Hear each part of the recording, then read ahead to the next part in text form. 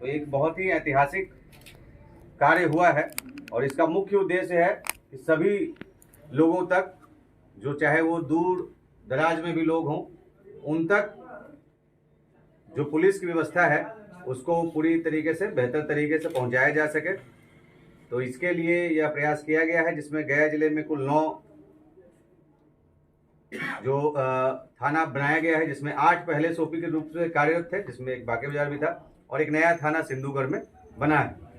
तो इसी क्रम में आज यहाँ से कार्य प्रारंभ किया गया है बांके बाजार थाना के तौर पे, और आप लोगों के काफ़ी सजेशंस हम लोग को मिले हैं जिससे और बेहतर किया जा सकता है। तो उससे हम लोग यहाँ पर बांके बाजार प्रखंड के जो सभी नागरिक हैं उनको हम लोग और बेहतर उसको कराते हुए उसको कराएंगे। खास करके जो कुछ बांके बाजार प्रखंड का जो पंचायत किसी और थाने में है या फिर इसी प्रखंड में 2 अलग अलग थानों में बटा हुआ है, उसको हम लोग देखेंगे। दूसरी चीज़ है कि इसके ओपी से थाना बन जाने में फ़ायदा क्या होगा। अब फ़ायदा ये है कि आप लोग पहले एफआईआर के लिए आवेदन देते होंगे, तो एफआईआर तो तुरंत नहीं दर्ज होता होगा, वो यहाँ से रोशनगंज जाता होगा, इसमें विलम्ब होता है और पुलिस का काम है कि तुरंत होना चाहिए, सभी को तुरंत आवश्यकता रहती है। तो अब ये परेशानी से आप लोग को निजात मिल जाएगी। आप लोग का एफआईआर इसी थाने में दर्ज होगा और यह भी व्यवस्था की गई है, ये पहले से भी है, लेकिन आप लोग को मैं फिर से बता देना चाहूँगा ताकि आप लोग इसको सुनिश्चित करा सके, अपने अधिकार के बारे में जाने कि जब भी एफआईआर दर्ज कराते हैं तो उसकी एक निःशुल्क प्रति आप थाने से प्राप्त करेंगे।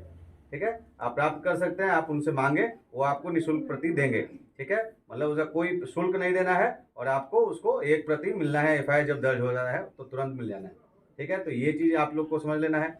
दूसरी चीज़ सभी थानों को बताई गई है कि कोई भी थाना में अगर व्यक्ति आते हैं तो उनसे शालीनता से बात करेंगे, और जब भी आएंगे तो अब 2 चीज़ हो सकती हैं। कोई अपना आवेदन लेकर के आता है तो 2 चीज़ें हो सकती हैं, एक या तो एफआईआर दर्ज होगा, एफआईआर दर्ज होगा तो उसको आपको प्रति देंगे, और एफआईआर अगर नहीं भी दर्ज होता है उस पर जाँच करने की अगर आवश्यकता है तो उसकी भी आपको रिसीविंग दी जाएगी कि हाँ ये आपसे ये आवेदन प्राप्त हुआ है, और इसका रिसीविंग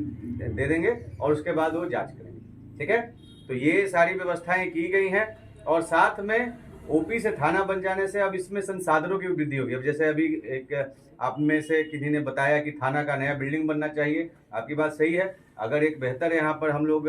बिल्डिंग का निर्माण होगा तो लोग पुलिस पदाधिकारी, पुलिसकर्मी को भी रहने में सुविधा होगी, तो बेहतर कार्य कर पाएंगे। और दूसरी चीज़ है कि जो आम जनता यहाँ पे आती है उनको भी बेहतर तरीके से उनकी समस्याओं का निराकरण हो सकता है, तो ये भी व्यवस्था होगी। दूसरी चीज़ है सीसीटीएनएस में, जैसे अभी ये नहीं चल रहा है, बांके बाजार थाना सीसीटीएनएस में नहीं था क्योंकि ओपी था, ओपी का उसमें कोई प्रावधान नहीं था, लेकिन ये अब थाना बन जाने से ये भी सीसीटीएनएस से जुड़ जाएगा, सारी जानकारियां फिर ऑनलाइन हो जाएंगी और आम नागरिकों को इससे काफ़ी फायदा होगा। तो इसी प्रकार से बहुत सारी चीज़ें हैं। ये घोर नक्सल प्रभावित क्षेत्र पहले से रहा है और अभी इसमें नक्सली घटनाओं में काफ़ी कमी आई है, और इसमें मुख्य जो भूमिका है जो हमारे पुलिस पदाधिकारी और कर्मी ने तो निभाई ही है, लेकिन यहाँ के जो ग्रामीण हैं उनका भी हम लोग को सहयोग मिला है। जो खास करके यहाँ पे बांके बाजार थाना है, लुटुआ थाना है, इमामगंज थाना है, या इस प्रकार रोशनगंज थाना, सभी जो क्षेत्र रहा है यह एक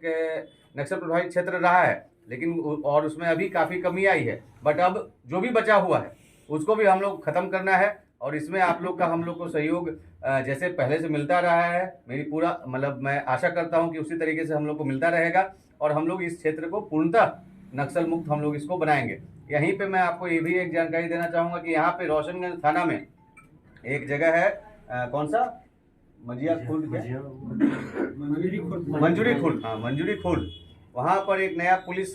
का जो पैरामिलिट्री फोर्सेस के एक कैंप बनाया जा रहा है, ताकि हम लोग यहाँ पे और बेहतर उसको जो कार्रवाई है उसको कर सकें। ठीक है, तो उसमें भी उसके बन जाने से भी ये जो पहाड़ी है जो कि हमारा झारखंड से हमारा एक पुलिस का प्रेजेंस होगा, और उधर भी और जो बेहतर तरीके से अभियान चलेगा। तो मैं आप सभी लोगों को पुनः बधाई देता हूं और धन्यवाद देता हूं कि आप सभी लोग यहाँ पर आए हैं, और मैं सभी पुलिस पदाधिकारी एवं कर्मियों को हम लोग को निर्देश दिया गया है कि बेहतर तरीके से सभी लोगों को यहाँ पर सुरक्षा देंगे, सेवा देंगे, और आप लोगों से भी आशा करते हैं कि आप लोग पूरा सहयोग हम लोग को करेंगे, सूचना देंगे, और हम लोग साथ मिलकर कार्य करेंगे, तो चाहे वो अपराधी हो या नक्सली, उन पर हम लोग पूरी तरीके से लगाम लगा सकेंगे। धन्यवाद।